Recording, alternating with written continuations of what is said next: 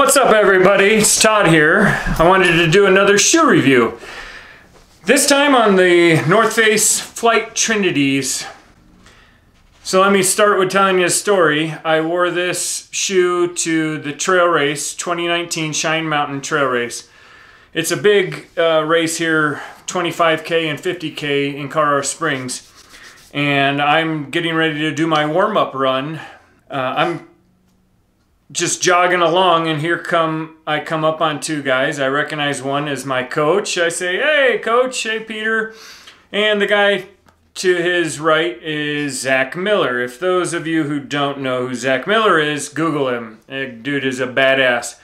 He's won all kinds of ultra runs, and there's no quitting this kid. He lives up in Bar Camp at the at 10,200 feet bar camp, and with very little resources, and they just take care of it, and it's a nice escape for all of us Colorado and visitors that go up hiking Pikes Peak. So anyway, so Zach Miller looks down at my shoes and says, "Hey, those are cool shoes. Where'd you get those?"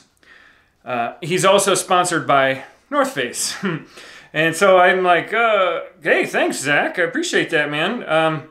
Yeah, I'm trying them out. I've got about 50 miles on them." At that point, I had about 50 miles on them.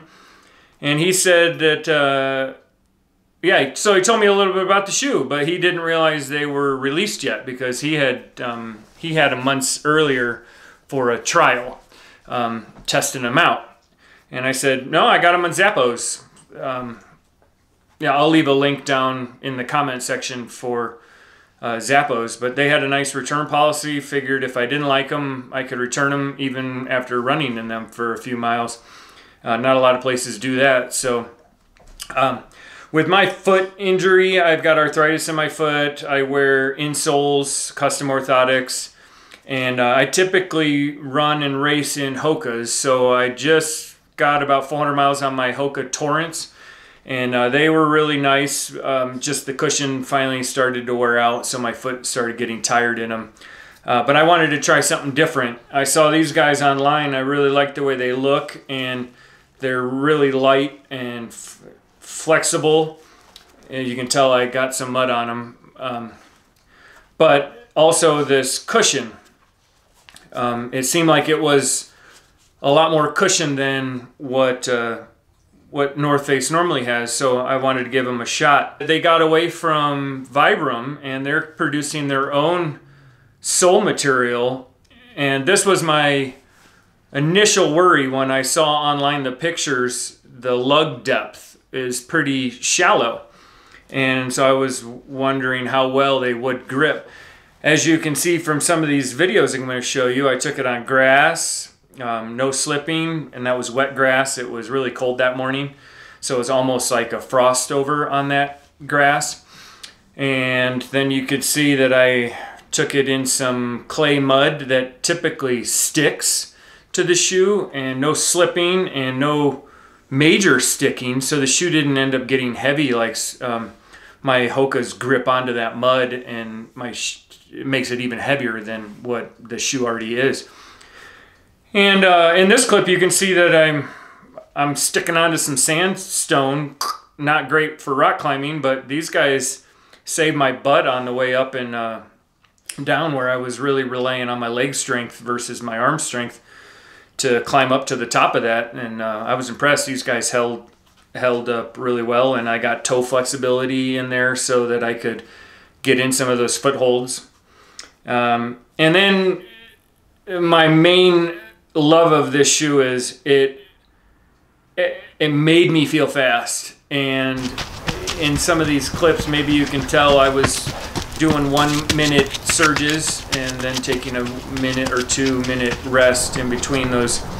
And yeah, I am going downhill, but it's not like a 7% grade. It's like a 1 or 2% grade, and it's really tight switchbacks through that little section of single track that I'm running here, and these guys just stuck to the trail, and I could jump on rocks and not worry about it slipping off, and just take a couple of shorter steps right through those corners and get through with no slipping. And hopefully that comes across in the video. That was my intent with filming that stuff. But I've got about 100 miles in these so far. Like I said, I did do a 25-kilometer race in them, so that was 15.5 miles. No blisters.